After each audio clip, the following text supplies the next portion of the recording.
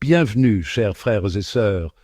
Aujourd'hui, je vais vous partager l'histoire incroyable des signes et des prodiges accomplis par les apôtres à Jérusalem. Imaginez-vous, transportés au 1er siècle, au cœur de cette ville vibrante et sainte. Les apôtres, ces courageux témoins de Jésus, accomplissaient des miracles extraordinaires. Jour après jour, des signes et des prodiges se manifestaient au milieu du peuple. Unis d'un même cœur, ils se rassemblaient sous le portique de Salomon. Personne n'osait se joindre à eux. Et pourtant, tout le peuple les admirait et les louait. Jour après jour, la foule des croyants grandissait. Hommes et femmes s'attachaient au Seigneur. Imaginez la scène. Des malades étaient transportés sur des lits et des civières déposées dans les rues. Pourquoi? Parce que même l'ombre de Pierre, cet apôtre puissant, guérissait.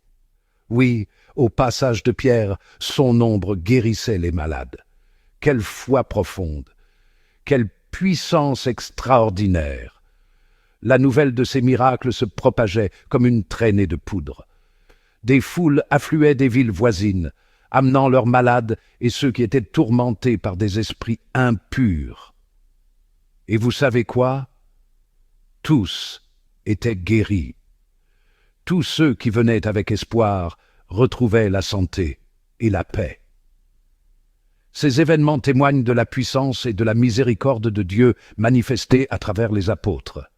Ils nous rappellent que Dieu est proche de ceux qui croient et qu'il agit encore aujourd'hui. Alors, chers amis, ne perdez jamais espoir. Gardez la foi, car les miracles ne sont pas réservés au passé. Ils continuent de se produire autour de nous, chaque jour.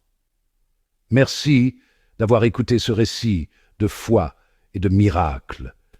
Que votre foi soit fortifiée et que vous puissiez trouver l'inspiration dans les prodiges accomplis par les apôtres. Que Dieu vous bénisse et n'oubliez jamais que sa puissance est toujours à l'œuvre. À bientôt.